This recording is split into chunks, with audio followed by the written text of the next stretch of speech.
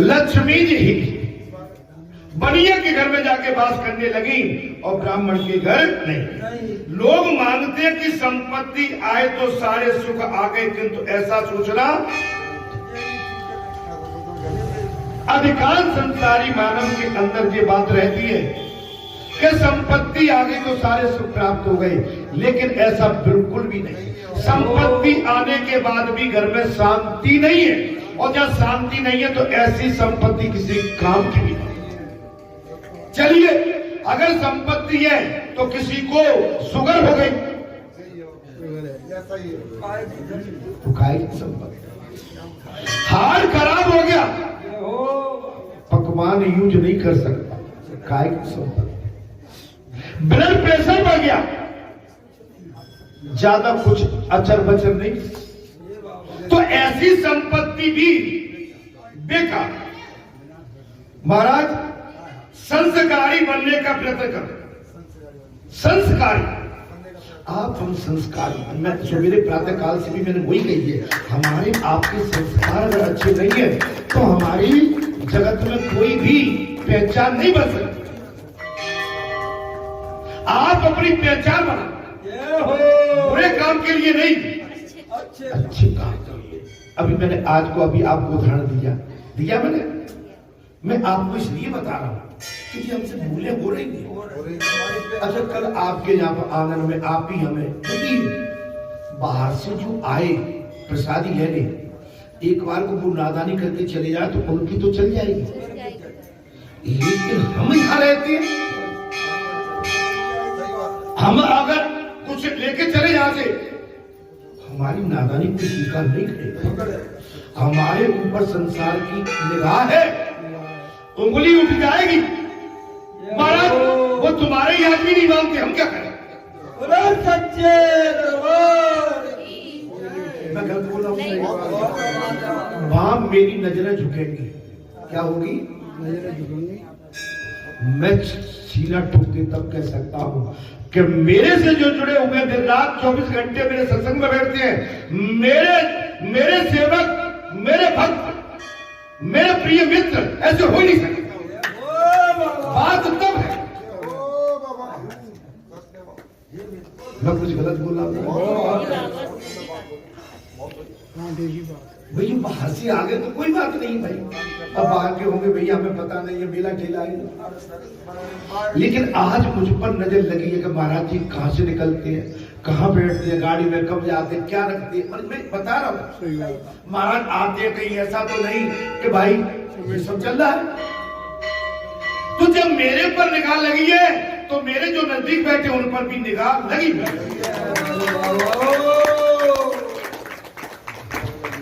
मेरी बात समझ? इसलिए ये नादानी से हमेशा में बच के रहना चाहिए। क्या करना चाहिए महाराज? लोग मानते हैं कि संपत्ति आई तो सारे सुख आ गए, लेकिन ऐसा नहीं है। आपकी हमारी आचरण अगर पक्के हैं तो इससे बड़ी संपत्ति, इससे बड़ा सुख हमारे लिए कुछ भी नहीं हो सकता। हम भूख के मर जाएंगे, लेकिन अपने आचरण और सदाचार को कभी नहीं करेंगे। हम हमें प्रसाद मिले या न मिले, लेकिन यहाँ हमारा अतिथि कोई भूखा न चला जाए, हमारी जेब कसौटी हो जाए। ऐसा मैं कोई आपका दोष नहीं लगा रहा हूँ, मैं तो अपना भाव दे रहा हूँ। संस्कारी बनने का प्रयत्न करो, ये कथा में आ गई। संस्कारी बनने का आप प्रयत्न, आप संस्कारी बनो, और संस्कारी है। आपके संस्कारी होने पर मुझे कंचित मात्र भी, किंचित मात्र भी मुझे कोई शंका नहीं, लेकिन मैं इसके बाद भी चाहता हूं कि और संस्कार महान बनो, आपकी महानता की छाप लग जाए। और आपकी बालाजी धाम की छाप तो लगी है भाई, आप नहीं लगाई, कोई मैंने नहीं लगाई, आपके संस्कारों ने लगाई। आप जिस तरह से सेवा भाव रखते हैं, सेवा में आप निपुण खड़े रहते हैं, आप जहां से कहीं भी हिलते डुलते नहीं है, आप बिल्कुल परिपक्वता से भगवान की सेवा में। लेकिन कुछ थोड़ी थोड़ी हमसे कहीं गलती उठापटक हो रही है, उसमें हमें सावधान सावधान है हो, बस सावधान है।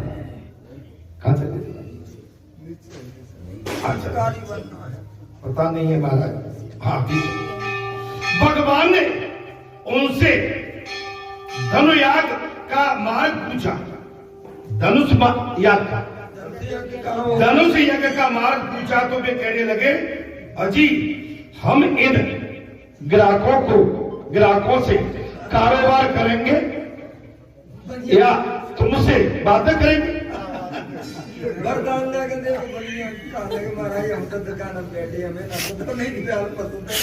भगवान ने कहा कि यज्ञ का स्थान कौन सा है और क्या क्या बनिए ने? बोले ठीक है।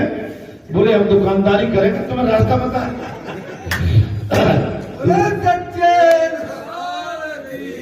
अब बनिया पलट गए नहीं पलट।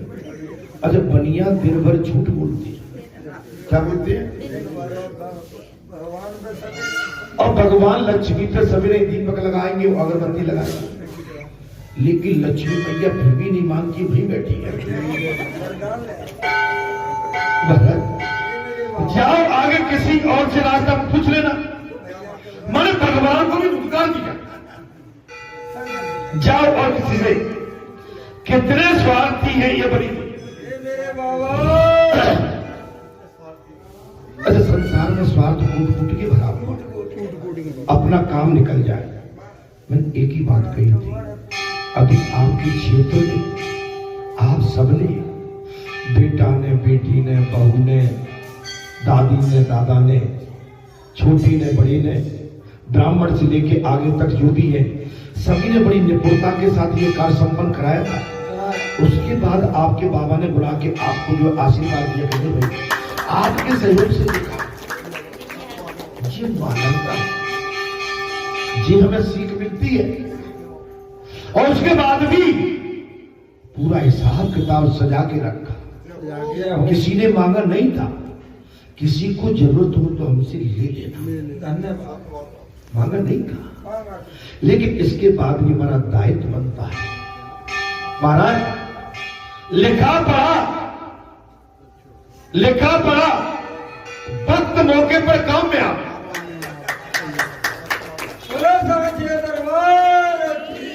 लिखा पढ़ा सुना समझा, लेकिन वक्त मौके पर काम में आवे। कभी नादानी मत करना कभी। ये संसार बड़ा जालिम है, पता नहीं संसार में विस्फोट कब फूट जाए और कब कौन सी बात निकल के बाहर आ जाए। और आपने कही कि नहीं हमें कोई जरूरत नहीं है, और आपने कहीं वो चीज संभाल के नहीं रखी होगी, तो आप उस समय परेशान हो जाओगे। हमने बहुत बड़ी भूल कर दी, हम तो इनकी बातों में आके आज मारे गए नहीं, उसी समय हम पूरी तैयारी करके रखते भैया जी रखा। भगवान भागवत कथा मृत्यु को सुधारती है। भागवत कथा का क्या है? मृत्यु को सुधार। ऐसा न मानो कि तक्षक नाग केवल परिषद कोई काटने आ रहा है, ऐसा मत मानो। 7 दिन के अंदर वो तक्षक नाग केवल परिषद को काटने आ रहा है। ये तक्षक नाग हम सबके पीछे है, और 7 दिन के अंदर हमारी मृत्यु तय हो। 7 दिन का मतलब है सप्ताह, सोमवार से लेकर रविवार तक 7 दिन, और इन्हीं 7 दिन में हमारी मृत्यु तय होगी। भागवत मृत्यु सुधारती है। और हे जीव, कभी ऐसा मत मानो कि तक्षक नाग केवल परिषद को ही काटने आया था। तक्षक नाग काल सभी को किसी न किसी दिन काटेगा। तक्षक नाग किसी न किसी दिन काल बन के काटेगा। तक्षक नाग काल नोटिस देकर आता है। बोले तक्षक नाग काल नोट देकर आता है, सिर के बाल सफेद होने लगे और दांत गिरने लगे तो मान लो कि तक्षक नाग का नोटिस आ पहुंचा है। बाल सफेद, दांत गिर गए तो समझ लो कि नोटिस आ गया तक्षक नाग का। काल की सूचना ध्यान में लेनी चाहिए। हम सभी पक्के बैठे, बच्चों की बात नहीं कर रहा, जो हमारी माताएं आदि अधूरी उम्र की, मैं उनसे भी बात नहीं कर रहा हूं, लेकिन जो 70 लगभग पार कर गए पक्के बैठे, ये तक्षक नाग कभी भी हमें अपना बना लेगा और इस संसार से हमें जाना पड़ेगा और सब कुछ छोड़कर भगवान की भक्ति में लग जाओ। लेकिन जीव नहीं मानता। अभी मेरा प्यार क्या कहा था, बोले यहां बैठे 5 पंच बैठे हैं और जिसको कहीं बाजार जाना है, दुकान पे जाना है, खेत पे जाना है, पानी चल रहा है, बात बोले महाराज जी बैठे और बोले कुछ पंच बैठे। अरे चलो भाई, वहां गए तो 1 घंटा बेकार हो गया। सही बात। बोले पीछे से निकल जाओ। अरे सच्चे बाप पूछ लेंगे किधर बैठे महाराज, बोले महाराज तो भीतर माता, बोले तो निकल जाए।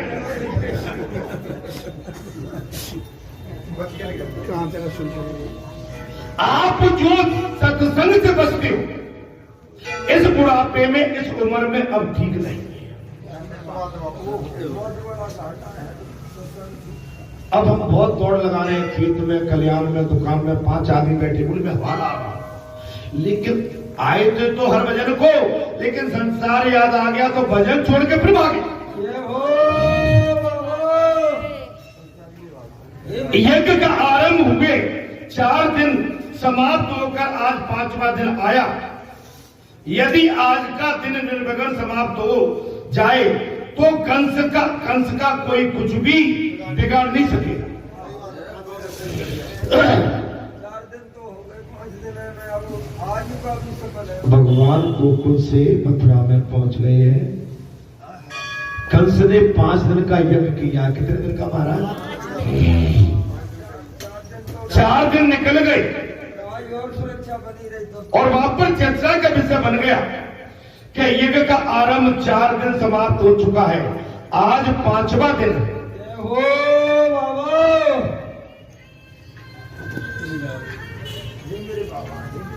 आज 5वां दिन।